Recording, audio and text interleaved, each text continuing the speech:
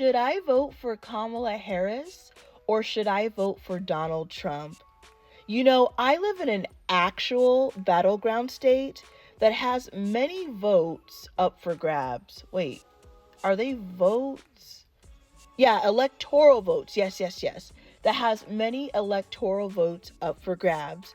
But before I get into this, make sure that you guys like this video, share it, hit the notification bell, and subscribe to my motherfucking channel. Alright, so I was driving home tonight, and I'm sure you guys want to know what tonight is. I think it's Saturday, October 19th. So I was driving home tonight, and I was just thinking about how I cannot stand when people get upset or disappointed that you do not think the way that they think on an issue, or better yet, that you are not going to vote for the person that they are going to vote for and they are in shock. And, it's probably a natural reaction that you probably would assume that, the people that are around you, your family, your mother, your father, your sisters, your cousins, nieces, nephews, uncles, aunts, etc., maybe some of your friends, co-workers, people that you pass by every day in public, at a grocery store, at the mall, the library, church, wherever you like to go. We probably assume in our minds that people are just like us. I really truly think a lot of us are like, I don't know, we don't really sit down to think that, people are unique and have differences. So, I don't walk around telling anybody who I'm going to vote for. Honestly, and people will get mad about this, I don't even know if I'm voting for a variety of reasons. And honestly, I'm getting sick and tired of every day I have to look at my cell phone. I have like over 5, maybe upwards of 7 text messages a day from Kamala Harris's camp and from Donald Trump's camp, or whoever these, whatever these groups are, constantly texting me about politics. I do not want that on my phone. That should be illegal. None of these places should be able to text you directly to your cell phone. Like, how the fuck did you get my phone number? How dare you text me? I wish I could sue these places to stop texting me. And I know it's not just me. I know that you're probably getting it as well. Do people actually like this? Like, it's not that serious. Like, I am a person, I'm in my third decade of life, I guess you could say, right? Third decade, yeah. And every 4 years they say the same things since I've been paying attention to politics. They always say that, this election is the most important election of our life, and try to make you feel that if you don't vote, that America is going to go this way or that way if you don't place a vote. And I've been alive for 3 decades now, and I'm still living. Before the age of 18, I never even thought about politics. So in 18 years that I never thought about politics in the first place because I was a kid, that's at least 4 elections that I lived through as a kid, not worrying or even thinking about politics. And guess what? I am still here. Okay. So they were saying the same things 30 years ago, 20 years ago, 10 years ago, and now, without even watching debates or, discussions, I can guarantee you that the top few issues that they're going to talk about is going to be abortion, illegal immigration, how are we going to fix the economy and jobs. And I know there's going to be other issues, but wait a minute. I live in a border state. I live in Arizona. You're telling me that if they didn't want to have the border closed, allegedly that it's wide open, whatever, that they couldn't have done this like in the last election, the election before that one, and before that one.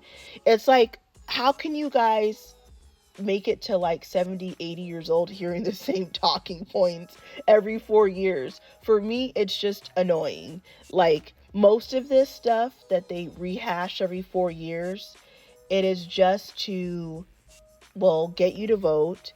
A lot of scare tactics also, and it's just getting old. For me, it's just getting old. And one thing that I saw in social media is there was a black female that went on a podcast, and she is famous, so y'all can figure it out. She said that she was going to vote for Trump. And after this podcast went viral and people were talking about it in social media, somebody pointed out that there is something that Trump is for. And I guess she said that because of something that she just found out about Trump, now she's not going to vote for him. I will also say that, her being a black woman, that the people in the comment section most of them don't want her to vote for Trump. They want her to do what they're going to do. So I'm just using that as an example. Like, she does have the right to change her mind and vote for Kamala Harris if that is what she wants to do.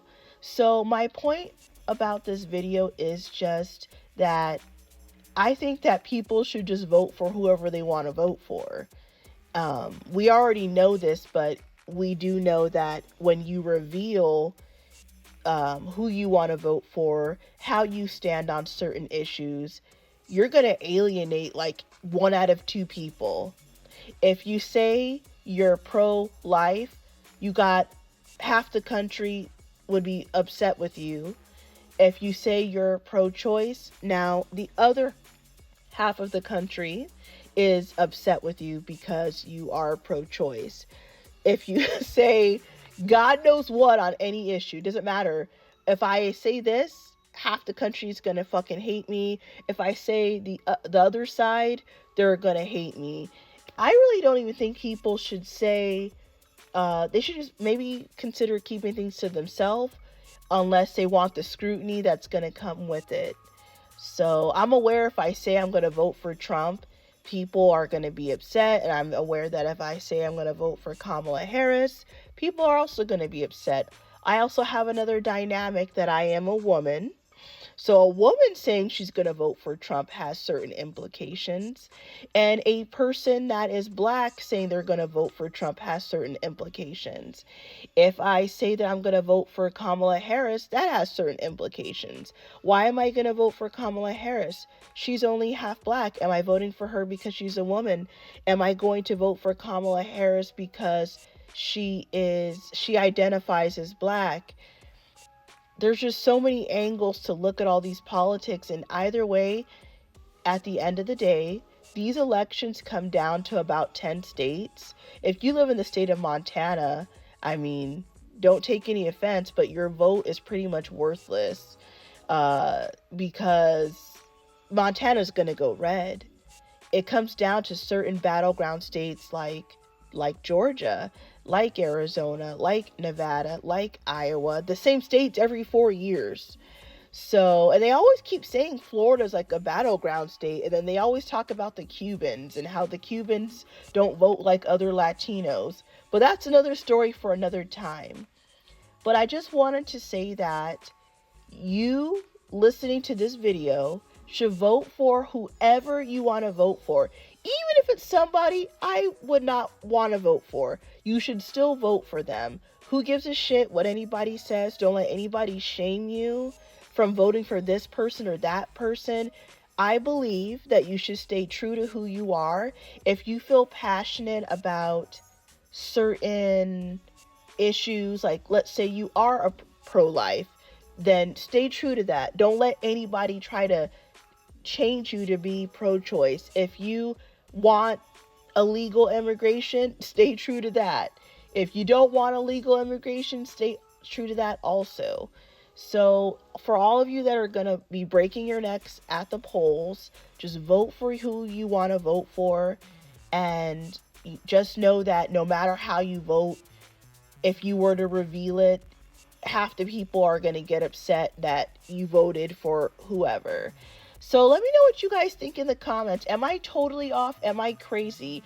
I am a crazy person that lives in Phoenix, Arizona. So let me know where you live, and if you want to share who you want to vote for, go ahead. And just let me know how you thought about what I had to say. So drop a comment, make sure that you guys like this video, share it if you would like, and don't forget to subscribe to the channel.